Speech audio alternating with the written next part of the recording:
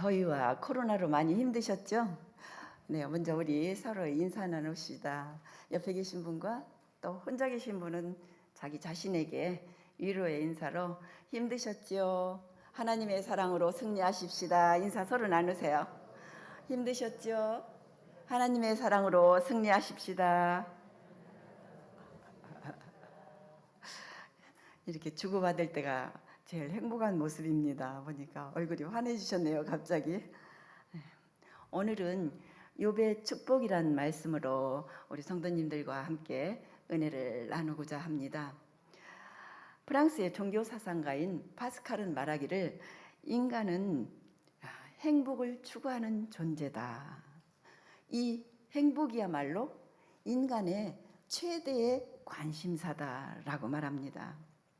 성경은 여러 곳에서 복에 대해서 말씀해 주시고 또 그리고 복에 대한 약속을 해 주셨습니다. 그러면 성경이 말하는 복이 무엇일까요? 현대 사회에서는 독일 사회 심리학자인 에리 프롬이 존재냐 소유냐라는 책에서 이야기한 것처럼 넓은 집에서 잘 먹고 잘 살고 또 높은 지위에 좋은 것을 많이 가지고 있는 것이 우리는 행복이라고 생각하고 있습니다. 그러면 우리들이 세상 사람들이 생각하는 진정한 행복은 무엇일까요? 참으로 안타까운 것은 우리 이런 상황 속에서 우리 교회들마저 세상적 축복을 너무 부추기고 있다는 사실입니다. 우리는 성경에서 복의 근원인 아브라함의 생애를 통해서 성경이 말하는 복이 무엇인가에 대해서 우리는 많이 들어서 잘 알고 있습니다. 아브라함은 믿음의 조상으로 누구보다도 하나님의 복을 많이 받은 대표적인 인물로 서로 성경 여러 곳에서 언급되고 있죠. 그런데 우리가 알아야 될 것은 복의 사람인 아브라함의 생애가 고난과 역경을 빼버린다면 아브라함은 아브라함일 수 없다는 사실입니다. 그래서 철학자인 칼빈은 말하기를 아브라함은 일평생 세파에 시달렸으므로 비극의 인생을 그리려고 하는 사람은 누구나 이 아브라함의 생애를 보아야 될 것이다 라고 말하고 있습니다. 그러면 아브라함이 받은 축복이 무엇이었습니까? 사도행전 7장 3절에서 5절 말씀을 보면 아브라함이 받은 축복은 현세적이고 가시적인 것이 아니라 죽을 때 땅 한 평도 갖지 못한 가난한 사람이라고 말씀하고 있습니다. 아브라함의 축복은 고난과 시련 속에서도 끝까지 좌절하지 아니하고 하나님과 동행하는 삶을 살았기에 하나님의 친구라는 별명을 가지게 되었습니다. 오늘 함께 나눌 말씀은 또 다른 복인의 대표인 욥의 생애를 통해서 성경이 말하고자 하는 그 축복이 무엇인가 하는 것에 대해서 살펴보도록 하겠습니다. 욥기는 42장으로 구성되어서 성경 중에서 비교적 두꺼운 책 중에 하나이죠. 영국의 평론가인 토마스 카을라일은 욥기만큼 수많은 사상과 수많은 신앙인과 비신앙인들에게 고루 감동을 끼친 책은 없다라고 말합니다. 우리가 한 번이라도 이 욥기를 진작에 읽어본 사람이라면 욥기로부터 받은 도전을 잊지 못하리라 생각합니다. 욥기가 제기하는 문제는 여러 가지 있지만 무엇보다도 중요한 것은 고난과 축복에 관한 문제로 고통은 인간에게 무슨 의미를 가지고 있는가 하는 것이 욥기가 제기하는 문제입니다. 고통으로부터 제외된 사람은 아무도 없습니다. 이 세상은 태어나는 순간부터 죽는 순간까지 어쩌면 고통을 당하는 존재입니다. 과연 고난이라고 하는 것이 우리에게 무슨 의미가 있으며 또 진정한 축복이 무엇인가 하는 문제가 바로 이 욥기가 제기하는 문제입니다. 이런 의미에서 잘못된 축복신앙에 병든 우리 믿음의 사람들은 무엇보다도 욥기에 대한 관심을 가져야 할 때라고 생각합니다. 어떤 신학자는 욥의 고민을 해오지 않은 신앙인이라면 아직도 천박한 신앙에 머물러 있다고 말했습니다. 이제 욥의 생애를 통해서 하나님께서 주시고자 하는 진정한 복이 무엇인지 생각해 보겠습니다. 욥은 어떤 사람이었는가요? 욥기 1장 1절에 보면 오스 땅에 욥이라 불리는 사람이 있었는데 그 사람은 온전하고 정직하여 하나님을 경외하며 악에서 떠난 자라고 말씀하고 있습니다. 이 말씀을 보면 욥은 첫째로 온전한 사람이라고 말하고 있습니다. 바로 거짓이나 외식이 없는 겉과 속이 같은 사람으로 고결하고 성실한 사람이었습니다. 그리고 욥은 두 번째로 정직하다고 이야기하고 있습니다. 정직하다고 하는 것은 내면적인 삶의 모습으로 사람과의 관계의 모습입니다. 이웃과의 관계 속에서 욥은 정직하여서 어떤 사람을 해치거나 손해를 입히거나 힘들거나 속여 빼앗거나 하는 사람이 아니었음을 보여주고 있습니다. 세 번째로 욥은 하나님을 경외하는 사람이었습니다. 욥은 하나님을 참으로 사랑하면서도 하나님에 대한 거룩한 두려움으로 하나님을 경외하는 사람이었습니다. 그리고 네 번째로 욥은 악에서 떠난 자라고 했습니다. 이렇게 욥의 신앙은 말로만의 신앙이냐 아닌 진실로 악에서 떠난 신앙인이었습니다. 오늘 우리 한국교회가 1000만이라는 성도의 숫자를 자랑하면서도 악에서 떠난 성도가 얼마나 되는지 생각할 때 욥의 신앙은 온전하고 정직하고 하나님을 경외하며 악에서 떠난 자였다는 사실을 깊이 생각해 볼 필요가 있습니다. 욥기 1장 2절 3절에 그에게 아들 7과 딸 3이 태어나니라. 그의 소유물은 양이 7,000마리요 낙타가 3,000마리요 소가 500결이요 암나귀가 500마리이며 종도 많이 있었으니 이 사람은 동방 사람 중에 가장 훌륭한 자라고 말씀하고 있습니다. 이렇게 명예로운 지위를 가지고 있었으면서도 흠잡을 데 없이 완벽한 신앙인이었습니다. 그럼에도 우리는 욥에게 광풍이 몰아닥치는 것을 보게 됩니다. 그토록 아름답고 고귀한 인품과 흠없는 신앙을 소유한 욥에게 축복이 아닌 모진 고난이 몰아닥치는 것을 보게 됩니다. 그가 가지고 있는 모든 소유가 순식간에 몰살당해 버렸고 그토록 애지중지하던 자녀가 한 명이 아니라 10명이 모두 다 몰살을 당했습니다. 거기에 욥 자신도 병에 걸려서 그 고통에 너무너무 힘들어 하고 있었던 때였습니다. 그러면 우리가 알아야 할 것은 욥에게 일어나는 이 사건이 욥에게만이 아니라 우리 모든 사람에게 일어날 수 있다는 사실입니다. 왜 욥기가 그렇게 많은 사람들에게 감동을 주는가 보면 많은 사람들이 욥이 당했던 것과 같은 고난을 당하고 고난을 당할 수 있기 때문입니다. 욥이 당한 일은 나하고 전혀 상관이 없는 일은 아닙니다. 우리는 어느 날 갑자기 사고를 당해서 불구가 된 사람의 소식을 접하게 됩니다. 우리 이웃 중에서도 가장 사랑하는 일을 잃는 일도 있었고 또 엄청난 일을 당하는 그런 것들을 우리는 종종 보게 됩니다. 이처럼 우리 인생에서 누구에게라도 닥쳐오는 그 불의한 사건들을 보면서 여러분은 어떤 생각을 하십니까? 하나님께서는 나쁜 사람들만 골라 벌을 주는 것이라고 생각하십니까? 우리 생각으로는 죽어야 될 사람은 죽지 않고 죽지 않아야 될 사람은 죽게 되는 그런 삶의 부조리한 사건들이 순간순간 우리 삶을 둘러싸고 있음을 보게 됩니다. 욥이 자식과 재산을 다 잃고 그토록 고통스러운 병에 걸렸을 때 그 소식을 전해 들은 그의 친구들이 와서 욥을 위로해 줍니다. 욥의 친구들은 그에게 무슨 이야기를 했는지 보겠습니다. 욥기 4장 7절 8절 말씀을 영상을 보시고 함께 읽겠습니다. 생각하여 보라, 죄 없이 망한 자가 누구인가? 정직한 자의 끊어짐이 어디 있는가?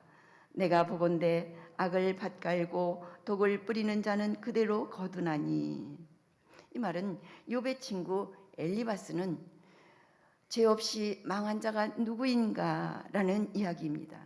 엘리바스는 욥에게 찾아가서 내가 알지 못하는 무슨 죄를 지었기 때문에 형벌을 받은 것이다 라고 말합니다. 두 번째 친구인 빌닷은 욥기 8장 3절 4절에 영상을 보시고 한번 같이 읽겠습니다. 시작. 하나님이 어찌 정의를 굽게 하시겠으며 전능하신 이가 어찌 공의를 굽게 하시겠는가? 내 자녀들이 주께 죄를 지었으므로 주께서 그들을 그 죄에 버려 두셨나니. 여기 두 친구들과 다음에 나오는 친구들은 공통적으로 욥에게 네가 틀림없이 죄를 지었고 잘못했기 때문에 하나님으로부터 벌을 받았다. 그러므로 너는 회개하라고 이야기하고 있습니다. 친구 빌닷이 말인 욥기 8장 11절을 영상을 보시고 함께 읽겠습니다. 왕골이 진펄 아닌 데서 크게 자라겠으며 갈대가 물 없는 데서 크게 자라겠느냐. 이 말은 이스라엘 사람들의 속담입니다. 왕골은 펄이 있어야 난다는 이야기로 물이 없는 데서는 갈대가 자라지 않는다는 뜻입니다. 우리식으로 표현한다면 콩 심은 데 콩 나고 팥 심은 데 팥 난다 그런 말이고요. 또는 아니 땐 굴뚝에 연기 나려 같은 속담입니다. 친구들은 내가 그러한 형벌을 받은 것은 틀림없이 죄를 지었기 때문이다. 그러므로 회개하라고 욥에게 말합니다. 얼핏 보면 욥의 친구들은 그 조언은 매우 경건한 것 같고 또 그들의 신앙은 매우 좋은 것 같습니다. 욥을 찾아가서 하나님을 말하고 회개를 말하는 욥의 친구들의 말을 듣다 보면 그들의 신앙은 대단한 것 같고 욥의 신앙은 별로인 것처럼 보입니다.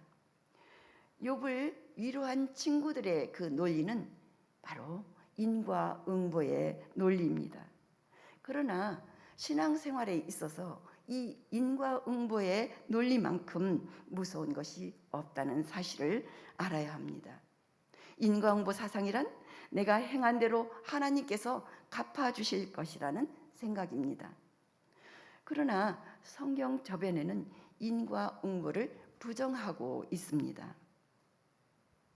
인간은 하나님 앞에서 선을 행할 수 없는 죄인이며 인과응보 속의 논리에는 인간이 감히 선을 행할 수 있다는 교만이 들어있는 것입니다.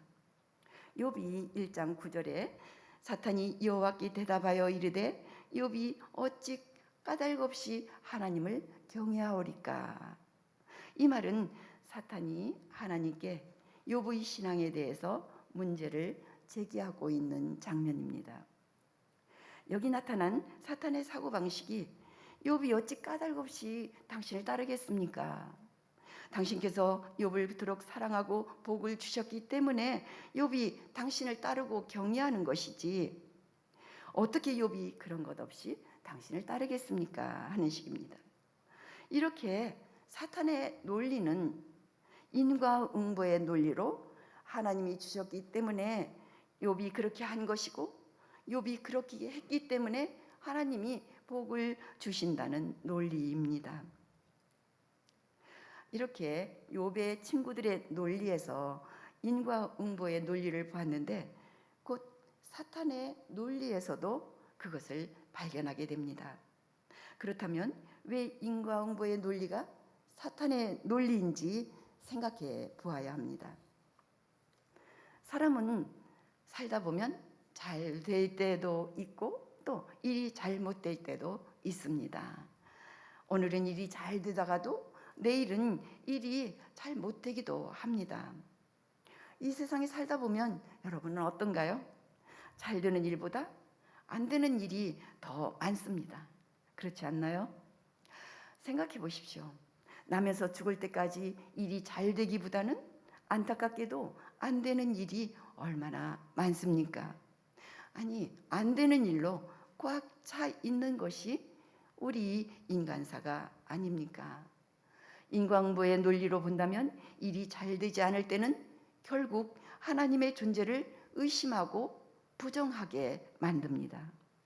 내가 애쓴 만큼 하나님이 나에게 응답해 주셔야 되고 보답해 주셔야 된다면, 그렇지 못할 때는 하나님이 과연 계시는가 하는 문제가 제기됩니다. 비행기 사고로 많은 사람들이 죽었을 때 사람들은 멀리서 보며 쉽게 말합니다. 저 사람들은 무슨 죄를 지어서 그러지? 라고 생각할지 모르지만 그 당한 일을 사람 입장에서 보면 너무도 억울할 것입니다. 내가 과연 무엇을 했길래 내 사랑하는 남편이 비행기 사고로 죽어야 되는지, 아니면 내 사랑하는 아내가 왜 암으로 죽어야 되는지, 이런 세상의 일 가운데서 실제로 당한 사람의 입장에서는 하나님이 계시지 않는구나 라는 생각을 하게 만듭니다.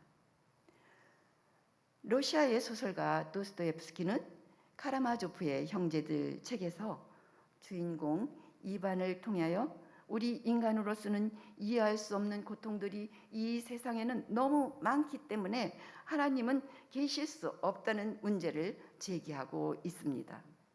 이 세상에는 도무지 사람들이 이해할 수 없는 고통들과 불합리한 일들이 하나님이 계신다면 어떻게 그런 일이 일어날 수 있느냐는 것입니다. 그러므로 하나님이 계시지 않는다는 것이죠. 이 작품에서 이반은 무신론자의 대표로 등장합니다. 이 무신론자인 이반을 통해서 도스토옙스키는 그리고자 했던 가장 중요한 문제는 이 세상에 이토록 불합리하고 부조리하고 고통이 많은데 어떻게 하나님이 존재하느냐 하는 것입니다. 하나님을 잘 믿어도 만사가 잘 안 된다면 믿어야 할 이유가 어디 있느냐는 문제를 제기합니다. 우리는 실제로 살아가면서 그토록 일을 애썼는데도 일이 잘 되지 않을 때 우리 마음속에는 때로 과연 하나님이 살아계신가? 하나님 계시다면 이럴 수가 있나? 하는 의심을 가질 때가 종종 있습니다. 이런 문제들을 실제로 우리가 당하는 삶의 아픔으로 고민한다면 이 문제가 얼마나 절절한 문제인가 하는 것을 알게 됩니다. 지금까지는 일이 잘 되어 가지 않을 때를 전제하면서 고찰했는데 다음으로 생각해 볼 것은 일이 잘 될 때입니다. 일이 못 되면 과연 하나님이 계신가? 내가 믿어야 할 이유가 뭐지? 이렇게 의심하다가도 일이 잘 되기만 하면 우리는 내가 잘해서 그렇게 됐다고 생각합니다. 그러니 인간이 얼마나 간사하고 이기적인 존재입니까? 내가 잘해서 출세하고 행복한 것이지 하나님이 함께 해주셔서 된 것이 아니라고 생각합니다. 그러나 부패한 인간이 어떻게 하나님 앞에서 선을 행할 수 있겠습니까? 하나님께서 우리가 행한 대로 일일이 우리에게 보응하신다면 우리는 하나님 앞에서 감히 설 수도 없고 우리는 날마다 죽어야 되며 또 날마다 죽어 마땅한 사람입니다. 어떻게 우리가 인간인 하나님 앞에서 이렇게 잘했으니 하나님께서 나에게 상을 주세요 라고 말할 수 있겠습니까? 또 인과응보의 논리는 자칫 잘 살고 출세한 자의 논리가 되기 쉽습니다.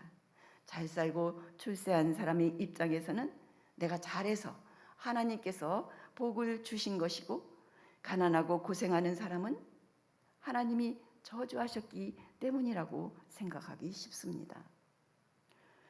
이와 같이 욥기에서 보여주는 것은 인과응보의 사상이 사탄적이라는 것입니다. 인과응보의 사상은 하나님과 인간의 관계를 상업적으로 만들고 또 주고받는 관계로 만드는 것입니다. 어떻게 우리가 우리와 하나님과 사이에서 상업적인 관계나 거래적인 관계가 이루어질 수 있겠습니까? 하나님과 인간의 관계에서 인과응보의 관계가 있다는 것은 이 상업적이고 거래적인 논리는 참으로 사탄의 생각입니다. 우리는 욥기에서 인과응보의 사상과 공로의 사상을 축복이 아니라고 정면으로 거부하는 욥을 보게 됩니다. 욥기 2장 10절 말씀 영상을 보시고 함께 읽겠습니다. 그가 이르되 그대의 말이 한 어리석은 여자의 말 같도다. 우리가 하나님께 복을 받았은즉 화도 받지 아니하겠는가 하고 이 모든 일에 욥이 입술로 범죄하지 아니하니라. 네, 우리는 하나님께로부터 복을 받을 뿐만 아니라 재앙도 받고 좋은 것과 함께 나쁜 것도 받습니다. 욥은 이 사실을 알고 있었습니다. 욥은 정직하고 순전하고 하나님을 경외하고 악에서 떠난 자였지만 그는 자기가 하나님으로부터 좋은 것을 받을 뿐만 아니라 재앙도 받는다는 사실을 알았습니다. 욥은 4명의 친구로부터 분명히 내가 잘 못했기 때문에 하나님으로부터 그렇게 큰 벌을 받는다는 말을 듣습니다. 이때 욥은 인과응보의 논리를 가지고 도전하는 친구들을 향해서 안타까운 마음으로 욥기 21장 1절에서 3절 말씀 영상을 보시고 함께 읽겠습니다. 욥이 대답하여 이르되 너희는 내 말을 자세히 들으라. 이것이 너희의 위로가 될 것이니라. 나를 용납하여 말하게 하라. 내가 말한 후에 너희가 조롱할지니라. 즉 이 말은 내 말도 좀 들어보라는 것입니다. 너희들이 말하는 대로라면 어찌하여 악인이 살고 수를 누리고 세력이 강하냐고 되묻습니다. 욥은 끝까지 인과응보의 신앙과 공로 사상을 거부하면서 하나님은 그러한 분이 아니라 하며 여기에서 욥의 유명한 고백을 말합니다. 욥기 23장 10절에 영상을 보시고 함께 읽겠습니다. 그러나 내가 가는 길을 그가 아시나니 그가 단련하신 후에는 내가 순금같이 되어 나오리라. 이 말씀을 잘 생각해 보십시오. 나의 가는 길을 오직 그가 아시나니, 이 말은 인간의 가는 길은 인간은 알 수 없고 오직 여호와 하나님께서만이 아신다는 말씀입니다.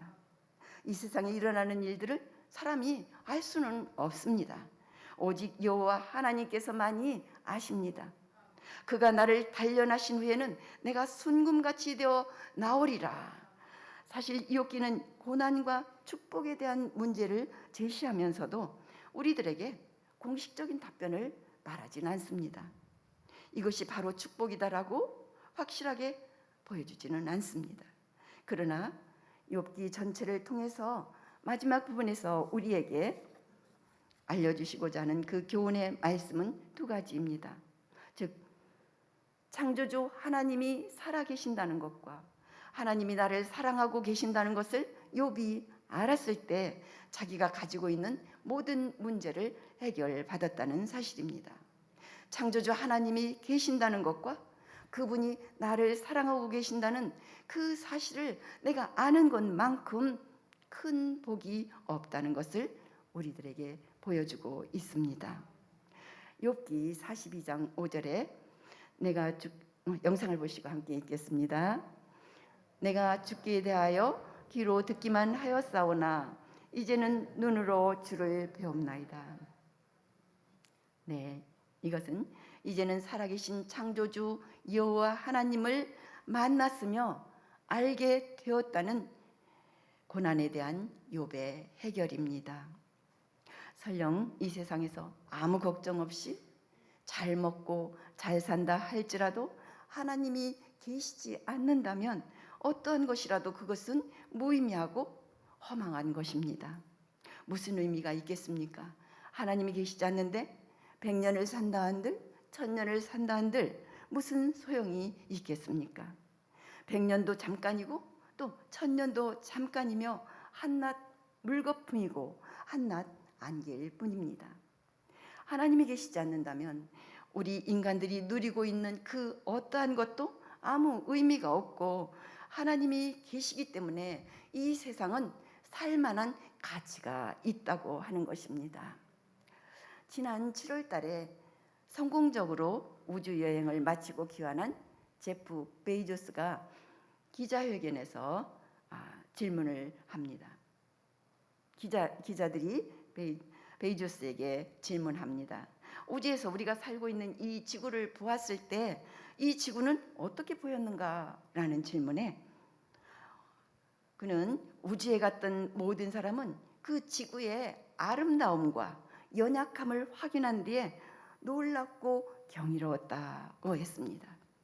그리고 지상에서 보면 이 대기권은 아주 큰 것처럼 보이지만 그 너머로 올라가서 이 지구를 보았을 때 엄청나게 작아 매우 놀라웠다라고 말했습니다. 그렇습니다. 이 우주 안에서 우리가 살고 있는 이 지구는 먼지만도 못하고 연약함 속에 있는 아주 작은 존재입니다. 우리 인생은 흙에서 나와 흙으로 돌아갑니다. 하나님이 계시지 않는다면 참으로 무의미하기 짝이 없고 한낱 티끌에 불과한 것뿐입니다. 그래서 욥은 13장 15절에 다음과 같은 말을 하게 됩니다. 그가 나를 죽이리 시리니 내가 희망이 없노라. 그러나 그의 앞에서 내 행위를 아뢰리라. 이 말씀을 영어 번역에서는 그가 나를 죽일지라도 내가 그분 안에서 소망을 가지리라고 말씀합니다. 이 말은 비록 내가 죽는다고 할지라도 살아계신 여호와 하나님 때문에 내가 소망을 갖는다는 이 확신이 바로 욥의 축복입니다. 욥은 엄청난 질고와 고통을 이 확신을 통해서 해결할 수 있었습니다. 말씀을 맺습니다. 욥의 축복은 고난과 고통을 통해서 살아계신 하나님을 발견하고 만나서 하나님과 동행하는 것이 욥의 축복입니다. 주기도문에 있는 천마디의 말씀을 깊이 생각해 보시기 원합니다. 하늘에 계신 우리 아버지, 확신을 가지고 이렇게 기도하실 수 있습니까? 우리 성도님들은 이 확신을 가지고 계십니까? 주기도문 중에서 하늘에 계신 우리 아버지를 참으로 확신 가운데 부를 수 있다면 그것이 바로 축복입니다. 그분이 계시기 때문에 그분의 삶이, 우리의 삶이 가치가 있고 아름답고 의미가 있는 것입니다. 하늘에 계신 우리 아버지, 바로 이것이 욥이 발견한 축복으로 우리 성도님들 모두가 이런 축복의 주인공들이 다 되시기를 축복합니다. 다 같이 눈을 감으시겠습니다. 그리고 하늘에 계신 우리 아버지 불러보십시다. 하늘에 계신 우리 아버지, 하늘에 계신 우리 아버지. 네, 하늘에 계신 우리 아버지이십니다. 일본의 빙점을 쓴 유명한 여류 작가 미우라 아야코는 17년간 척추 결핵으로 병상에 누워 지내면서도 그녀는 고통 속에 하나님이 가장 가까이 계신다라고 말했습니다. 네, 그렇습니다. 우리가 삶의 고통 속에 있을 때 하나님만이 가장 가까이 계십니다. 이 시간 삶에 지쳐 낭망하고 고통받고 계십니까? 건강 문제로 아파하고 계십니까? 자녀 문제로 고통받고 계십니까? 경제적인 어려움을 안고 계십니까? 하는 일마다 실패되어 힘들어하고 계십니까? 어떤 말할 수 없는 고통 가운데 계십니까? 우리가 살아가는 길에는 생각지 못한 거침돌들이 우리를 가로막고 있습니다. 멈추어 서십시오. 그리고 고통 속에 욥이 만난 우리와 함께 하시는 하늘에 계신 우리 아버지를 만나십시다.